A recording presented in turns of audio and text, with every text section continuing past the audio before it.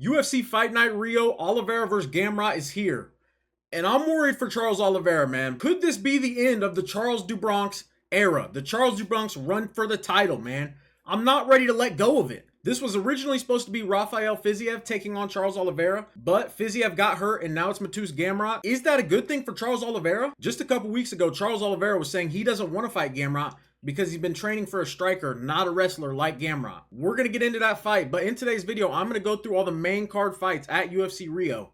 Starting with the main card opener, we have Lucas Almeida taking on Michael Aswell. Almeida, he's 2-3 in his last 5, and he's coming off a split decision loss to Danny Silva. Michael Aswell, he's 3-2 in his last 5, and he's coming off that decision loss to Balaji Oki. This is a close fight. It's tough to call. Michael Aswell took that fight against Balaji Oki on short notice, up a weight class, and he was able to win a round. So in my opinion, that's a pretty impressive performance, and I'm more impressed with that than Almeida's decision loss to Danny Silva.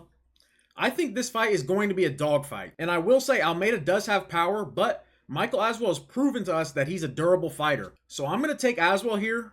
I like his pace, I like his cardio, and I like the fact that he's proven he's a durable fighter. Give me Michael Aswell. Moving on, we have Ricardo Ramos taking on Khan Offley. So Ramos is 2-3 in his last 5. He's coming off a decision loss to Shep Mariscal. And Khan Offley is 3-2 in his last 5, and he's coming off a decision loss to Muhammad Naimov. Ricardo Ramos is one of those fighters that I refuse to trust at this point. This guy has burned me so many times. I refuse to put my faith in him again. Ramos has lost 2 of his last 5 fights by guillotine, and now he's fighting a guy who has a really nice, a super slick guillotine in Khan Offley. I don't have any faith in Ricardo Ramos to not put himself in that same bad position. Give me Khan Offley, and I would not be shocked if he won this fight by guillotine. Give me Khan Offley. Next up, we have Janato Diniz taking on Mario Pinto.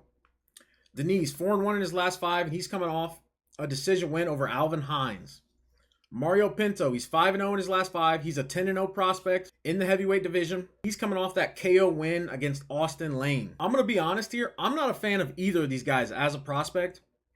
Both of them have a lot of red flags. For Diniz, he has no takedown defense, and we've seen that in previous fights, and it could be an issue for him here. On the other side, Mario Pinto, he's a 10-0 prospect, so obviously he has some hype around him, but I just don't think he's very good, man. In that fight against Austin Lane, in the first round, he was getting caught by Austin Lane.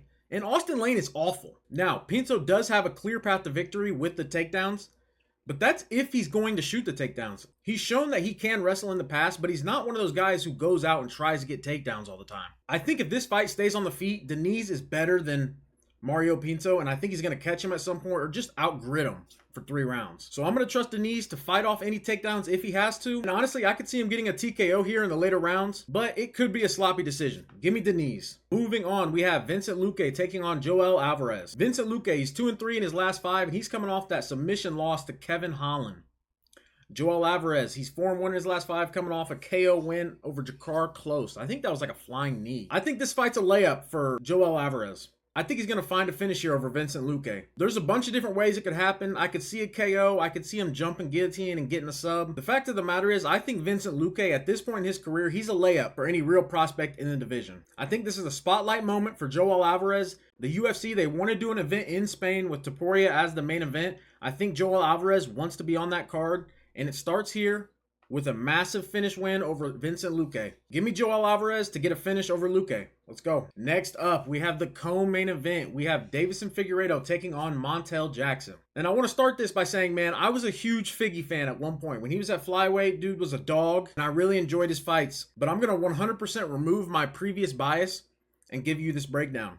Figgy's 3-2 in his last 5, and he's coming off that loss to Corey Sandhagen, where he looked awful. He looked awful. He was trying to pull guard, grab a leg or something. It was just awful. Montel Jackson, he's 5-0, and he's coming off a decision win over Daniel Marcos. It really sucks to see the downfall of Deiveson Figueiredo, but man, I think it continues here. And I'm not really a Montel Jackson fan. I think he's good. I don't think he's great by any means.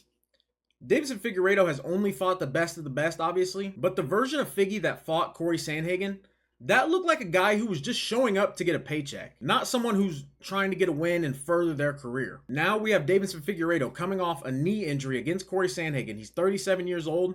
I think it's over with for David. If the version of Deiveson Figueiredo shows up against Montel Jackson, he's not going to win, man. That's not a guy who can beat ranked level guys in this division.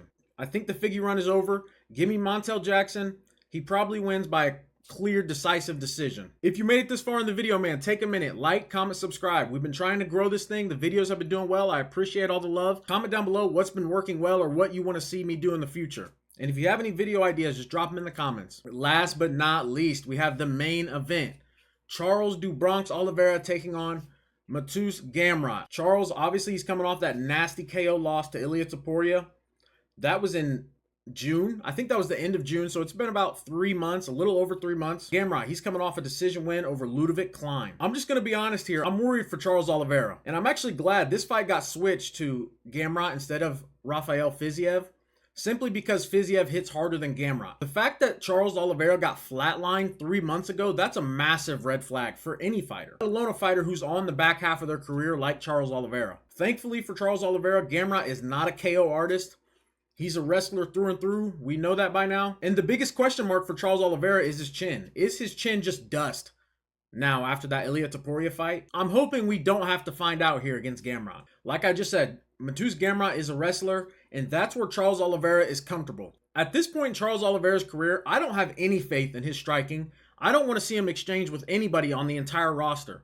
But no matter what happens, no matter where we're at in the UFC timeline, I'm going to trust Charles Oliveira when he's on the ground. You're telling me Charles Oliveira is fighting someone who wants to take him down? I love that for Charles Oliveira.